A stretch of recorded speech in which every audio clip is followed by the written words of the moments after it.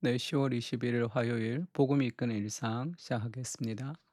오늘은 이사야서 35장 2절인데요. 무성하게 피어 기쁜 노래로 즐거워하며 레바논의 영광과 갈멜과 사론의 아름다움을 얻을 것이라.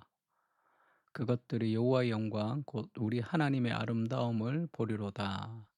이런 말씀인데요. 오늘은 창조의 아름다움을 누리라라는 제목입니다. 몸에 음식이 필요하듯이 우리의 마음, 정서에는 아름다움이 필요합니다. 그래서 그 컬처 케어라는 책에 보면 그 꽃을 사서 와요. 그 남편이 꽃을 사서 오는데 그 아내가 "이 먹지도 못하는 거 이걸 왜 이렇게 돈을 쓰느냐." 이렇게 얘기하니까 그 컬처 케어의 그 남편, 그 교수님이죠. 그 문화 예술을 하는 교수님이 몸에 음식이 필요하듯이 우리의 마음, 우리의 정신, 우리의 영혼에는 아름다움이 필요하다. 그런 표현을 합니다. 그러니까 우리가 밥만 먹고 사는 존재가 아니죠. 우리의 정서에도 아름다움이 필요하고 우리 영혼에도 하나님의 은혜가 필요합니다. 그러니까 그것이 예술이죠. 아름다움을 나타내는 거. 그러니까 예술이 없다면 우리 인생은 삭막하겠죠. 예술은 단지 우리의 눈과 귀와 마음을 즐겁게 하는 오락의 도구가 아니라 우리 안에 보이는 세상에서는 채울 수 없는 삶의 갈망이 있음을 깨닫게 해 줍니다. 음악 같은 것은 보이지 않는 어떤 세계가 우리에게 이렇게 전달되는 거죠. 음악을 통해서 그 아름다움이 보이지 않지만 우리 귀로 전달됩니다. 미술도 마찬가지고 그러니까 보이지 않는 세상이 있다는 것을 알려준다는 거죠. 그래서 예전에 카라얀 같은 사람이 이제 그렇게 얘기했죠. 베토벤 음악을 들으면 무언지는 모르겠는데 바로 이 다음에는 요게 나와야 된다고 하는 어떤 진리가 있는 것처럼 근데 딱 그게 나온다. 그런 표현을 했습니다. 그러니까 음악이 쭉 연주되면 그다음에 반드시 이게 나와야 될 것 같은 그런 느낌이 있는데 베토벤의 음악은 그것이 나온다. 뭔가 음악 안에 절대적인 어떤 질서가 있는 것처럼 그렇게 표현하기도 합니다. 그래서 보이는 세상 우리 안에는 이 보이는 세상으로는 채울 수 없는 삶의 갈망이 있다는 것을 보여주고 영원과 하늘로 관심을 돌리게 해 주는 아름다움의 파편이며 그림자죠. 그래서 그런 아름다움을 보면 그 하나님의 아름다움으로 나아갈 수밖에 없습니다. 제가 수족관 같은 데 가서 보면 너무 신기한 게 그 해저 물속에 아주 깊이 있는 그 사람의 눈으로 잘 보지도 못하는 그런 그 다큐멘터리 같은 거 있죠.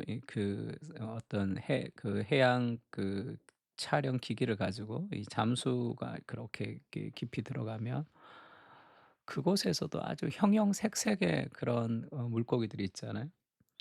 그것들은 인간을 보라고 만든 건 아닐 테고 그 하나님의 영광을 드러내는 거죠. 그리고 수족관 같은 데 가도 마치 색깔을 입힌 것처럼 뭐 노란색, 파란색, 까만색 이게 조화가 이루는 그런 물고기들이 있잖아요. 누군가가 색칠해 놓은 것 같이. 그러니까 그 너무 신기하고 아름답고 하는 그 아름다움을 볼 때 그것이 저절로 우연히 생겼다고는 할 수 없잖아요. 정말 아름다움의 근본이신 하나님이 그 아름다움을 자기 자신을 드러낸 거죠. 그래서 모든 아름다움은 그 하나님을 보여주는 그림자입니다. 그 인간은 모두 아름다움을 향한 갈망을 가지고 있죠. 그래서 아름답지 못한 것이 우리 정서에 좋지는 않습니다. 그래서 엽기 문화 이런 것들이 있지만 그거는 이제 왜곡된 어떤 타락한 상황이 있지만 엽기 문화가 뭐 누가 죽어서 조롱하고 막 그런 걸 좋아하는 사람도 있지만 그 자체가 좋지는 않아요. 그것은 그 누군가 교통사고 나는 걸 보거나 할 때 질서가 무너지는 걸 보고 그 자체가 쾌락을 느끼는 사람은 없습니다. 그게 인간이 그렇게 아름다운 것을 향해서 창조된 거죠. 그러니까 모든 인간은 아름다움을 향한 갈망이 있고 왜냐하면 타락으로 인해서 참된 아름다움의 본류이신 삼일체 하나님으로부터 멀어졌기 때문이죠. 그래서 우리가 그 갈망이 있습니다. 그 향수를 자극하는 것이 보이지 않는 세계를 보여주는 예술이라고 할 수 있죠. 그 예술은 그 잃어버린 아름다움을 발견하게 해 주고 그 틈새로 하나님의 영광을 보여줍니다. 천국의 물방울 같이 우리를 맛보게 해 주는 거죠. 특히 아주 그 고수들, 전문가, 아주 연습이 잘 된 전문가들의 음악과 노래와 그런 작품을 우리가 경험할 때는 초월을 경험하는 거예요. 초월에 대해서 우리가 초월을 만날 수 있습니다.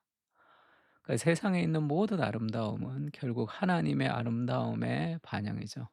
하나님을 알아갈수록 우리는 세상에 있는 모든 아름다움을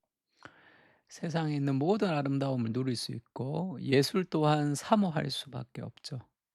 믿음의 눈을 들면 온 세상이 하나님의 영광과 아름다움으로 가득 차 있습니다. 그러니 어찌 노래하지 않을 수 있겠습니까?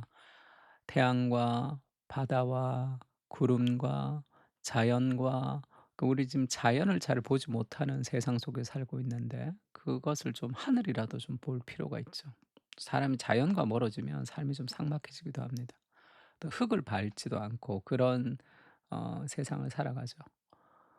그 아름다움과 그 자연을 우리가 좀 볼 수 있어야 돼서 그것을 누릴 수 있어야 됩니다. 그러니까 하나님의 아름다움을 우리가 보는, 그 아름다움을 경험하는 면적이 넓어지면 삶을 더 풍성하게 살 수 있고, 하나님의 손길을 더 느낄 수 있는 거죠. 그러니까 성경을 통해서 하나님을 더 깊이 이해할수록 하나님이 만들어 놓으신 무엇에 대해서 우리가 더 잘 알 수 있습니다. 로마서에도 이는 하나님을 알 만한 것이 그들 속에 보임이라, 하나님께서 그들에게 보이셨다. 어떻게 보이셨냐면 창세로부터 그의 보이지 아니하는 것들, 곧 그의 영원하신 능력과 신성이 그가 만드신 만물에 분명히 보여 알려졌다. 이렇게 얘기하죠. 온 세상 가운데는 하나님의 손길이 있습니다. 하나님의 영광이 있는 거예요. 그것을 볼 수 있어야 돼요. 내가 뭐 비를 좋아한다, 안 좋아한다, 내가 눈을 좋아한다, 안 좋아한다를 떠나서 모든 그런 자연과 삶 속에서 하나님 우리에게 선물로 주신, 그리고 그 속에 있는 하나님의 질서와 하나님의 무엇을 발견할 때 우리는 그 아름다움을 누릴 수 있고, 그 아름다움을 통해서 하나님께 나아가야 되는 거죠. 시편 19 편도 이렇게 얘기합니다. 하늘이 하늘의 영광을 선포하고 궁창이 그의 손으로 하신 일을 나타내는도다. 날은 날에게 말하고 밤은 밤에게 지식을 전하니. 이것이 일반 은총에 대해서 얘기하고 있는 겁니다. 밤은 그 밤이 주는 하나님의 아름다움을 드러내고, 낮은 날 속에 있는 하나님의 영광을 우리에게 드러낸다, 그러는 거죠. 우리를 둘러싸 많은 환경은 하나님의 작품이라고 할 수 있습니다. 그 진정한 하나님의 아름다움은 결국 말씀이신 그리스도의 아름다움을 반영하는 거죠. 말씀이 육신이 되어서 우리 가운데 거하셨습니다. 우리가 그분의 영광을 보니 아버지 독생자의 영광이요 은혜가 진리가 충만한 그 완전한 아름다움이신 그리스도를 깊이 경험할 때 우리는 주변에 있는 하나님의 손길을 더 잘 느낄 수 있는 거죠. 그래서 그 그리스도로 인해서 세상의 아름다움을 퍼뜨리고 세상의 아름다움을 해석할 수 있는 그런 삶이 좀 필요합니다, 우리에게. 하나님의 아름다움을 누리고 맛보게 하옵소서. 자연 속에 있는, 그리고 삶의 아름다움 속에 있는 하나님의 영광을 볼 수 있는 눈을 허락해 주시고, 보이지 않는 세계로부터 오는 아름다움의 질서와 하모니를 누리고 맛보게 하시고, 아름다운 것을 통해 진정한 아름다움이신 하나님께 나아갈 수 있도록 은혜를 부어 주시옵소서. 아멘.